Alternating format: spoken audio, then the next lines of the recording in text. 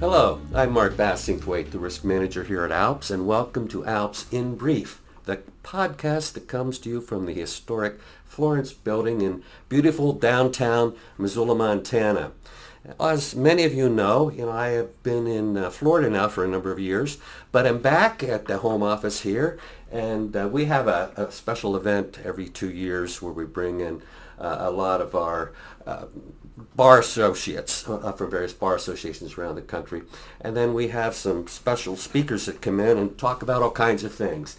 And I have just finished attending a presentation given by Jeff Brandt, who is a professor here at the university and does a course on the history of music. And I got to say, in all honesty, folks, I wish you could all have been here. This was one of the most fun, creative, just presentations I've seen in a long, long time. So Jeff, it's a pleasure to have you here. Before we get started, can I ask you to take just a little bit of time and tell us about, who you are? Okay, so I was born in Sitka, Alaska, which is it's a big island actually, but a tiny town on a big island in southeast Alaska. Average rainfall there is about 96 inches per year, so it's a Pacific Coast rainforest. Right. I went to college in Tacoma, Washington at Pacific Lutheran University, taught private percussion lessons after that for about 20 years. Somewhere in the middle or somewhere in there I got my graduate teaching degree. And then we ended up in Missoula, Montana as a result. And then by happenstance, the history of rock and roll as a course fell into my lap.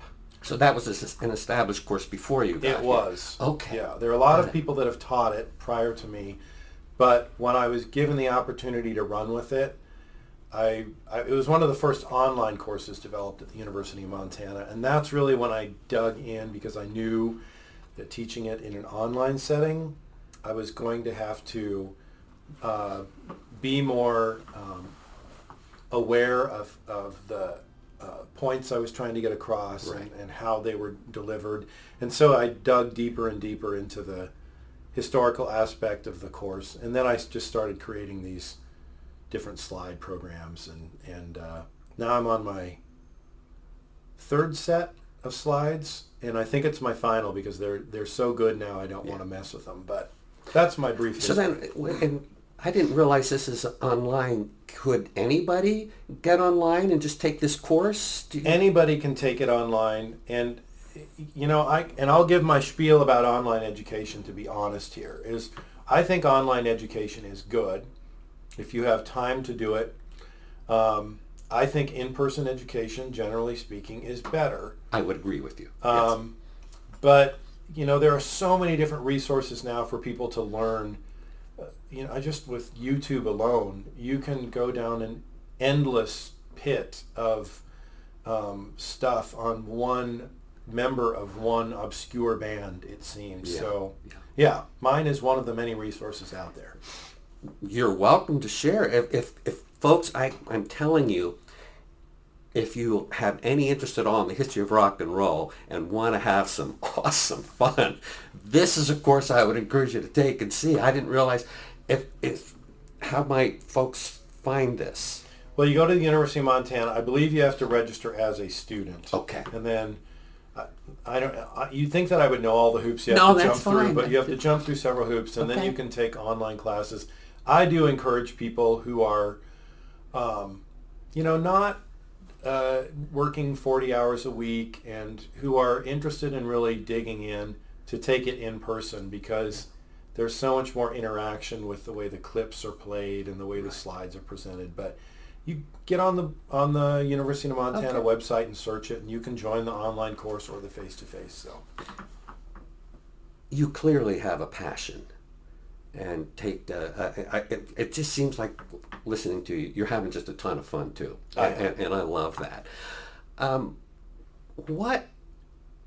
Folks, I can also share this course is, I think, the number one or the number two. It's one or two or three. It depends courses. on the year. Yeah. So, but Why do you do this? Well,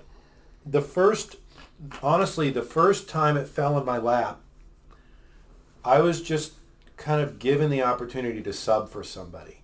And, subbing for somebody in a college course it's a lot to take on, because you jump into it usually with all of their materials, because that's usually the unwritten rule is I'll let you use my stuff. And I mean, back then, it makes me sound like a dinosaur, but the person that gave me the stuff had overheads. And so I was using overhead Wow. Yeah. And, it was like maybe it was a year later that I was using slides. But they gave me their overheads. I jump in. I'm starting to do this. And I was scared. Because I guess when you're, I can speak as a male, when you're 23, 24, 25, you think you know a lot of stuff. And I just cracked open the first of 2 textbooks that this prof was using. And I was like, oh boy, do I know nothing. And I'm teaching it in 3 weeks. So then, fast forward, I end up digging in, reading resources, listening to a lot of albums. And I'll be honest with you, I hadn't really dug into the Beatles that much prior, because there were so many other acts that I was interested in. So then I started listening to their catalog and the Rolling Stones. And again, that's a tiny scratch on the surface. That doesn't include the other British bands like the Animals and the Who and Led Zeppelin, and then, John Mayall and the Blues Breakers, and all these other like in-depth things you can go in. And that's just the British blues scene. Right. And so then what I realized was, in order to make this work, and why I continued to want to do it, is what I would need to do is have what I would call kind of a surfacey understanding of about 3 to 400 acts in the entertainment business.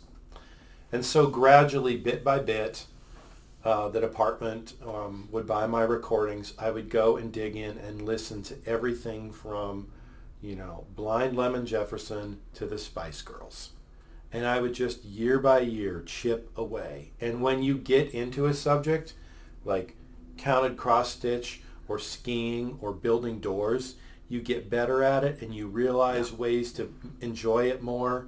And then I got to a point where I created what I call my final set of slides.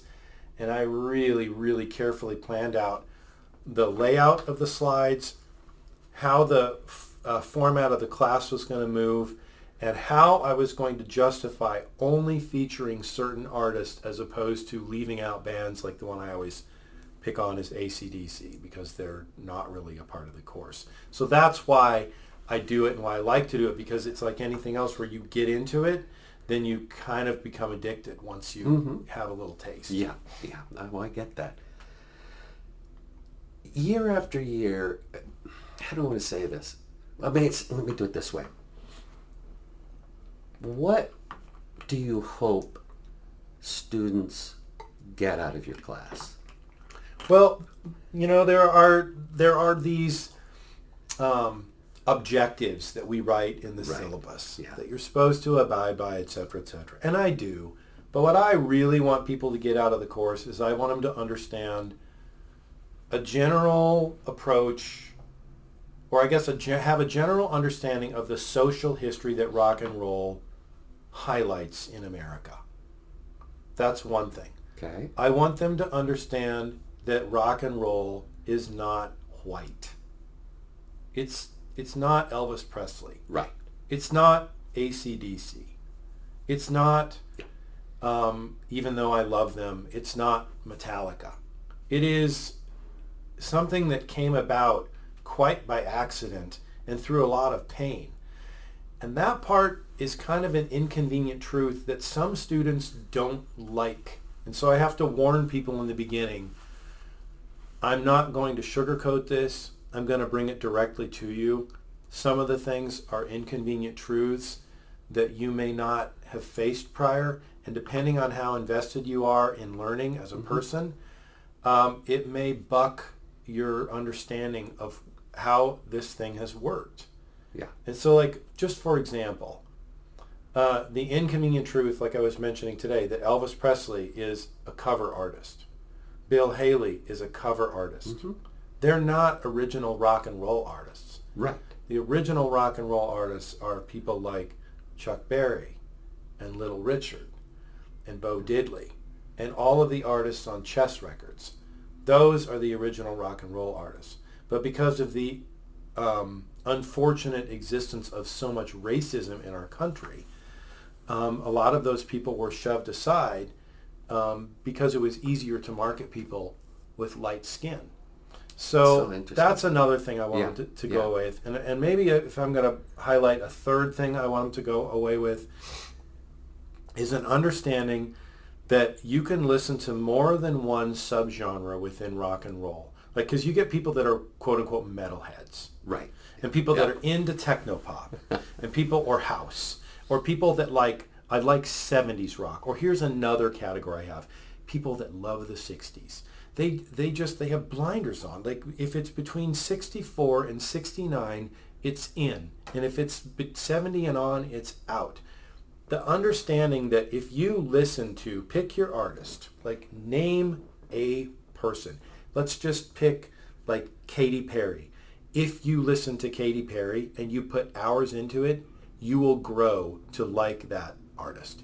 If you listen to Destiny's Child, right, you will grow to. If you listen to Frank Zappa, you will grow to like it. But I want to express in that third point that it takes time to do that, and it's an investment, and it's a willing investment. It's very interesting, and I appreciate what you're sharing. And again, after hearing what you had to say here just a few moments ago, it has changed how I look at certain things. You know, it's what I liked about it. It helps. How do I want to understand a culture, understand music in general, where it comes from. I mean, I have a greater sensitivity. I just thought it was very good. Well, it's almost like one thing along those lines. It's almost like with Louis Armstrong. Yeah. Louis Armstrong was this, one of several trumpet or cornet players, as they were originally, in the early jazz era, that was a soloist and gained a following from the general public, the general population in the United States. Now, Louis was seen as a performer on stage. Yeah. But at the same time, he couldn't stay in the same hotels. Yeah, right. He couldn't eat in the same restaurants. Right. He could walk on stage in a club, but not eat at the restaurant in the club. Yeah. He would have to be fed backstage. And those kind of inconvenient truths, to uncover that for people in a day when I think it's easy to brush that aside. Right. And highlight that he was an ambassador to the world in the 1970s. Yeah, in the 70s he was.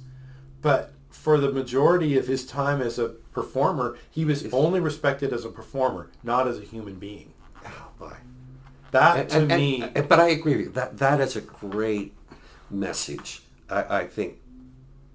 God bless, these are important things. I mean, I think that, and another thing that's along those lines too, it's a little bit of a stretch as a parallel, but it is a parallel, is that performers in rock and roll many times are actors.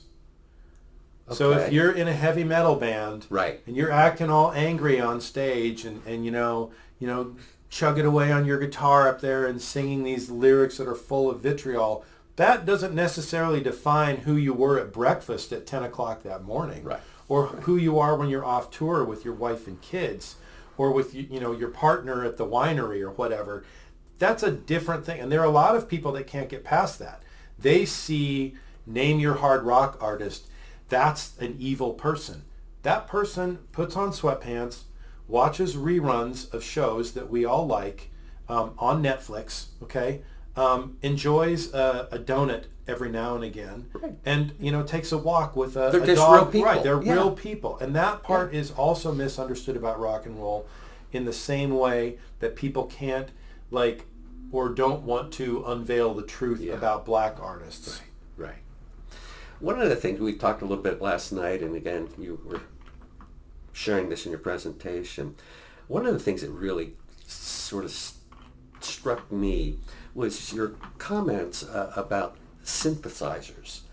And I'm a guy that likes that sound, but I didn't fully appreciate its impact and the evolution and how that impacted the artists of the day. And I guess I'd have to honestly say I'm still not sure where you come out on synthesizer. Is that a good thing? Is it a bad thing? I'd be curious before what's your thought about it? Okay, well, I own a synthesizer. Every band I've played in has used a synthesizer. Okay. I'm not against synthesizers. I also don't dislike house music. I don't dislike technopop. I don't dislike the synth revolution that happened in let's call it the late 70s to the early 80s, where it exploded, where everybody had to have a Yamaha DX7.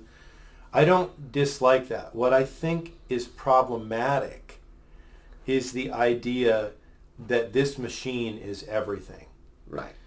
And I think the other part that's problematic is that, and this is going to make me sound like I'm super old, because my main instrument is drum set.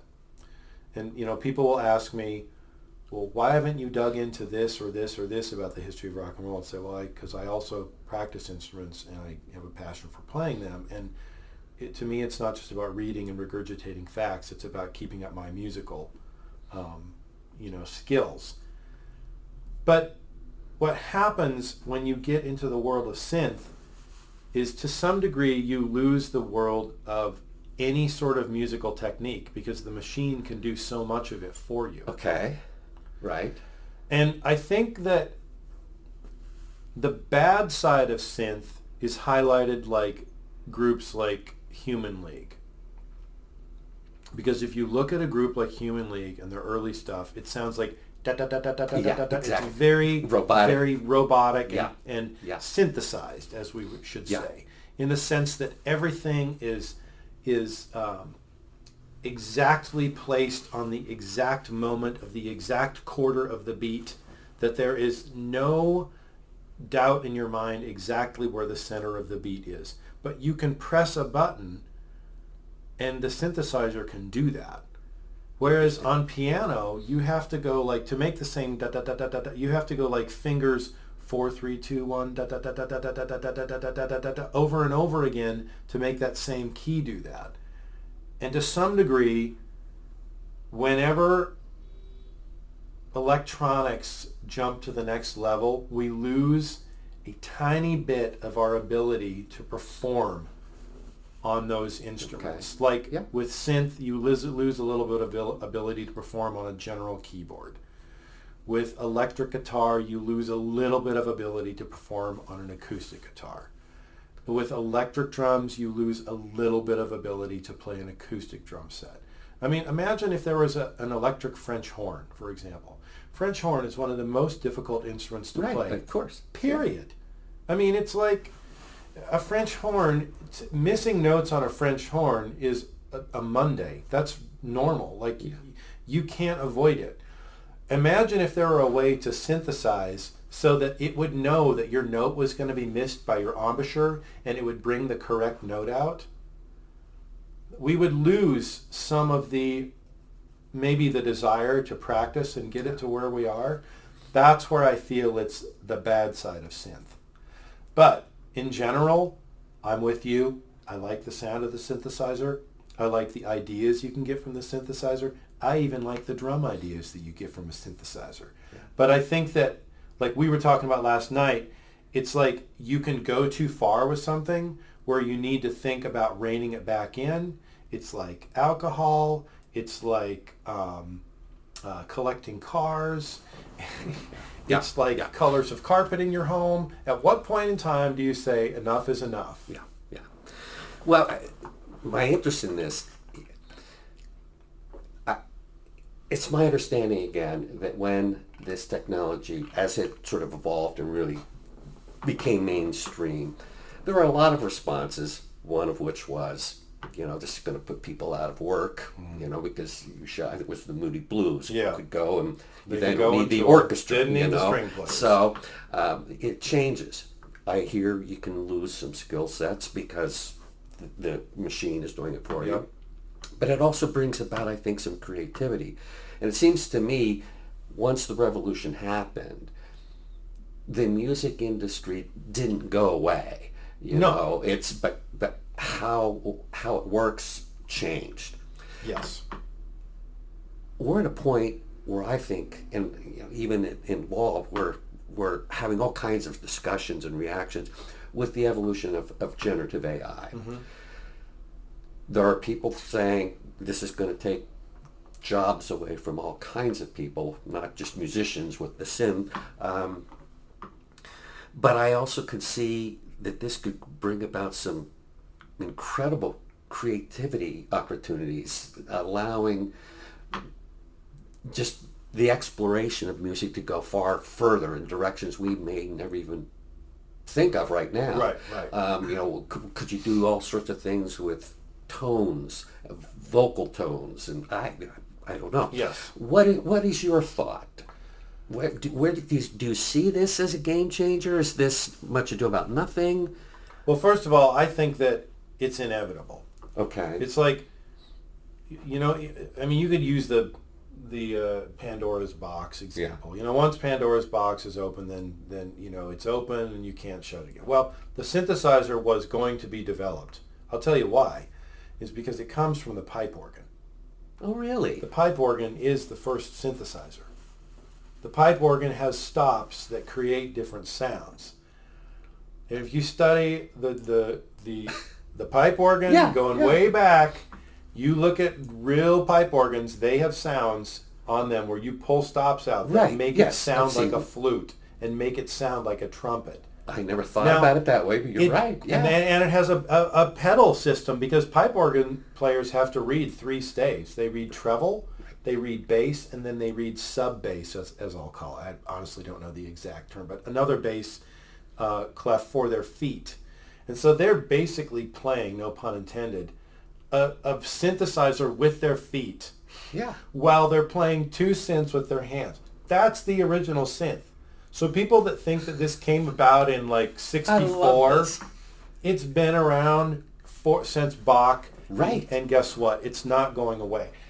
I think the part about the synthesizer and change is that it is inevitable that AI and new tech, and along with that, new technologies will enter where new possibilities will come up.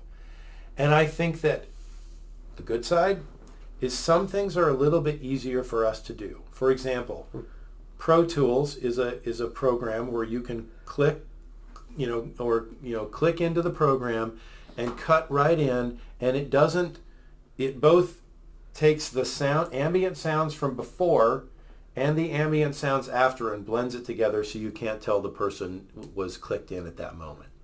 That's amazing. That makes it simpler. Right. It saves money. For people that own it saves time, and humans are generally speaking all about that. I mean, if there's a cherry tree here, and there's a bigger cherry tree across the river, and you're like, I'm going to stay with this cherry tree right here because I don't want to cross the river. That's what we would literally call the lowest hanging fruit. Right. And with a synthesizer, if there is an option to make something a little bit simpler, people are going to use it. Again, there's the when is when part. Right. When is enough? When is too much, what I mean. But I think with AI, it's going to inevitably bring up other options that we haven't thought of. And it's inevitably going to bring about sounds or feelings or grooves or patterns that will catch people's ears that you cannot create with guitar, rhythm guitar, standard acoustic bass or electric acoustic bass, and drums. And we like that change. So, speaking personally, is your, I guess, conclusion, or you do see the rise of AI, generative AI, then as a positive development? Are you optimistic, looking forward to see what the music industry does with this? Or is it Well, I mean, cautious optimism? I mean, how would you? I'd say it's cautious optimism because it is true. For example, let's just go with trucks. There are trucks now that can be driven, self-driven. Right. And I don't necessarily think that's a good thing.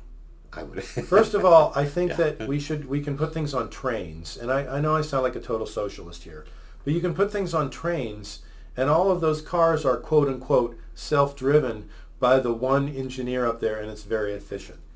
Trucks that are self-driven will become a problem at some point because you can hack into that. Yes. You can't hack boy, into a there's human's deep- mind nearly as easily. Yeah. So there's that. Yeah.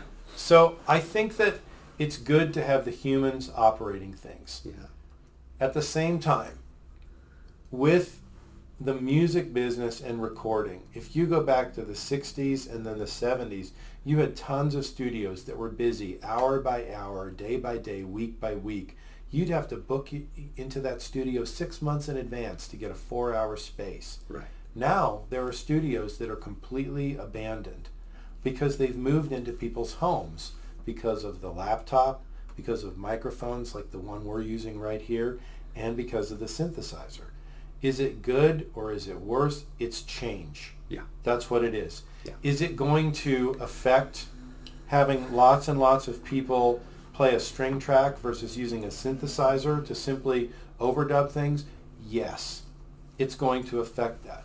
Is it going to affect it to the point where somebody goes to a symphony orchestra or a jazz concert and they see 18 mannequins on stage holding up instruments and all of it comes from a synthesizer? I doubt it, because we like to watch artists perform. Yeah. The same, Yeah. like with hip hop, almost all of the time in the hip hop genre or any subgenre or sub-subgenre of hip hop, you have people that are using synthesizers to create the entire track other than the vocals. And they're even manipulating the vocals using the synth. But when they go on tour, now increasingly there are people that are using instrumentalists on tour because it's more interesting to look at. That makes sense. You don't want just two turntables and a microphone back there because that's all it is. Yeah. Yeah. And so why when pay you, all the money to right, go? when you Yeah. go on tour, it's convenient for artists like Mariah Carey to just take the synths and go out there. But she knows that when she can afford to hire the string players, it looks cool. Yeah. Yeah. So I think it's a case of, are you going to see the glass as half full or half empty? It's here. It's been here since the pipe organ. It's going to stay. It's a question of when do you say enough is enough, and how do you look at it from your perspective as a musician? And I guess I'd add one more thing. If you're afraid of the synthesizer, learn to use one. Right there. Yeah, absolutely. Yeah, I really, really appreciate and love everything that you've shared, folks.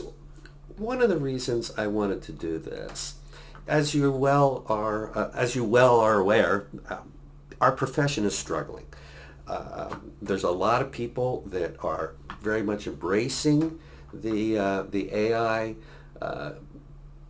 evolution, and a lot of others very, very concerned about, will they have a job? A lot of legal staff are concerned.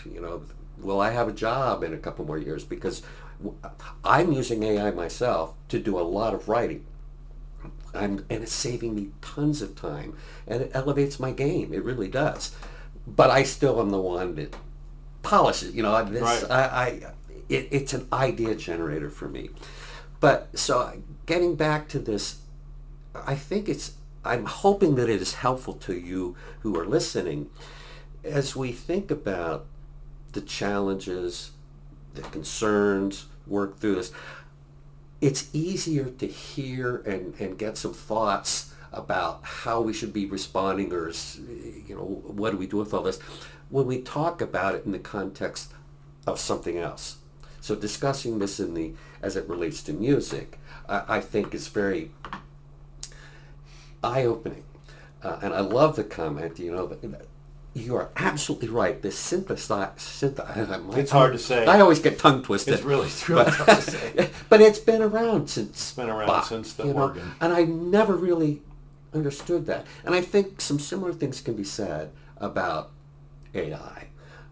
It's been here a lot longer than we realize. not in the same way. Generative AI is certainly very, very new, but I'm cautiously optimistic about it, and I would encourage you folks to just take a realistic look. Take some opportunities. Learn, if you're threatened by it, pick up the instrument and learn it. Yeah. And it can help your practice. I just think it's a positive thing overall, but we got to be careful going too far. So I can keep rambling on about this stuff for a long time. I have so many planes in my head up right now, but... Well, there's one more thing that's worth adding. Please, please. So there's a drummer in L.A. named Greg Bissonette. Yes. He's a studio drummer. He went to North Texas, or University of North Texas. He's played with lots of different artists. Greg Bissonette has always made his living playing drums. Okay. Now, when he first entered the studio scene in Los Angeles, as far as I know, he was going to studios and recording. You'd get your drums carted over to the studio by a carting service. You'd show up, you'd play the gig, which was a recording gig. And then you would pack your stuff up, or the carting service would pack your stuff up. You'd go home and you'd be waiting for your next book gig. Now Greg has a microphone set up in his home. People send him a file. He listens to the file. There's maybe a click track on it, or maybe not. Maybe he has to create his own. I mean, I don't know him personally, Right. but Yeah. if you need a reference for Greg Bissonette, he played all of the in-between clips on the Friends show. Oh, seriously? So he's that guy. And he's done a lot more than that. But understand that the convenience of somebody emailing you a file or dropping a file in a box, and you download this file and then go ahead and say, okay, I'm going to add drums to this track, and you do it from your home studio. There are some good things about this. Number one, he's not driving a car in LA traffic to Right. a studio. Right. Okay? Which means he gets to spend more time at home and more time with his family. That's better for the environment. Electric car or not, it's better. Agreed. Okay?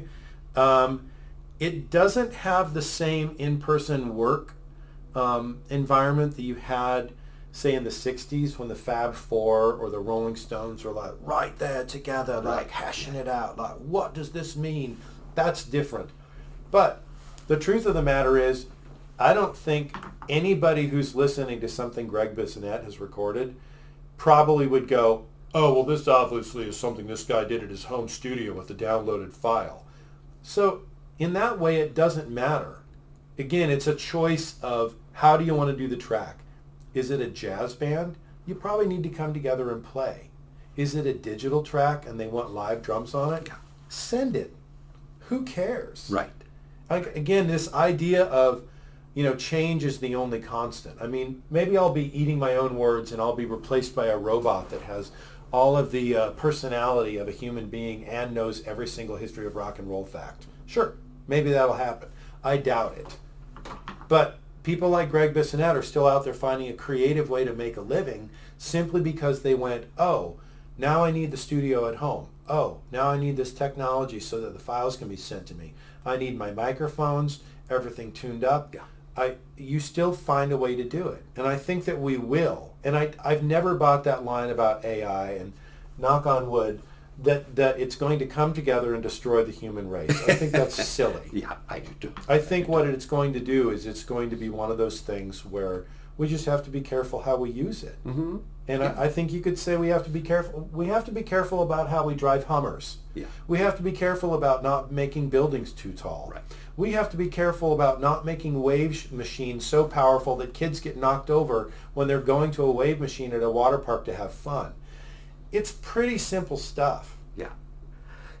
I want to thank you for taking the time to sit down and talk.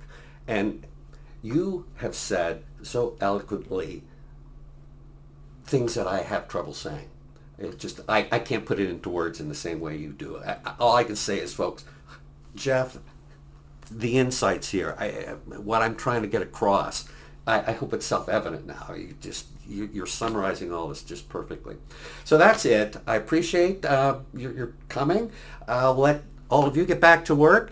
If you have any thoughts, questions, concerns on risk management, ethics, insurance, etc. Remember, I'm not the risk manager of ALPS. I'm hired by ALPS to be your risk manager. Feel free to reach out anytime. It's mbass@alpsinsurance.com. Good talking to you all. Take care. Bye-bye.